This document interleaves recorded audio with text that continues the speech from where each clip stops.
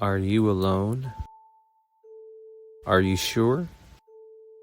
Because you're about to hear a story that will make you question whether you're ever truly alone. The small town of Millfield was like any other. It was quiet, peaceful, and surrounded by beautiful countryside. But there was one place in Millfield that no one dared to enter. It was an old house at the end of a long, overgrown driveway. The locals called it the House of Whispers, and they whispered stories of strange noises, shadow figures, and unexplainable events. It was just another story until a group of teenagers decided to explore the house for themselves. They wanted to see if the rumors were true, to uncover the secrets of the House of Whispers. They didn't know what they were getting into. As soon as they stepped inside, they felt like they were being watched. The air was thick and heavy, like a weight pressing down on their shoulders. They heard whispers in the darkness, whispers that seemed to be coming from every direction at once. One of the teenagers, a boy named Jack, suggested they split up to cover more ground. He thought it would be more exciting that way, but the others were hesitant. They didn't want to be alone in that house, not with the whispers getting louder and more insistent. They reluctantly agreed to Jack's plan, and that's when things started to get really scary. The whispers turned into voices, and the voices turned into screams. The teenagers heard things moving in the shadows, things that shouldn't have been there. They saw figures lurking in the corners of their vision, but when they turned to face them, there was nothing there. They tried to leave, but the door was locked from the outside. They were trapped in that house with whatever was lurking in the darkness. As the night wore on, the teenagers started to turn on each other. They became paranoid and scared, blaming each other for the strange events happening around them. Jack was the worst.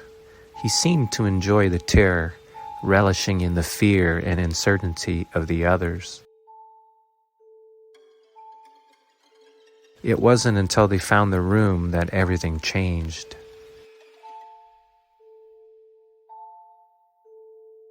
It was a small, dusty room with a single chair in the center.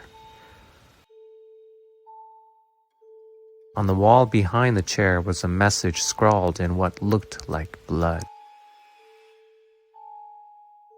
"You shouldn't have come here." That's when they saw the figure in the corner of the room. It was hunched over, with long, spindly fingers and eyes that glowed in the darkness. It was the source of the whispers, the screams, and the unexplainable events in the house. The teenagers screamed and ran for the door, but it was still locked. They pounded on the door, begged for someone to let them out, but there was no response. They were trapped. As they huddled together, waiting for whatever was in the house with them to make its move, they realized something. Jack was missing. They called out his name, but there was no answer. They searched the house, but he was nowhere to be found.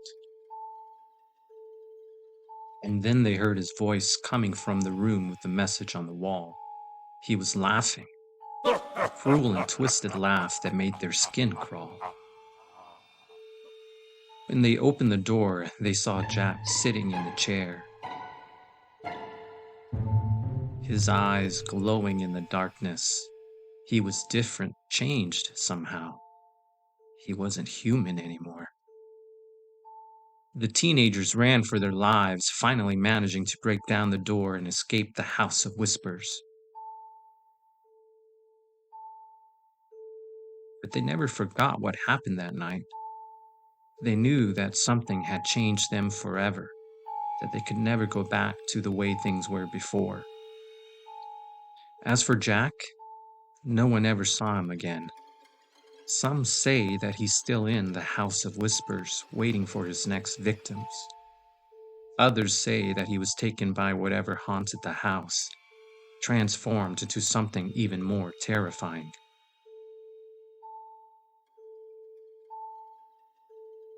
But one thing is for sure, the House of Whispers still stands, and it still holds secrets that no one can explain.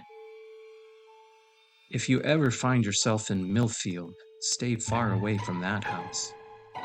You never know what might be lurking inside.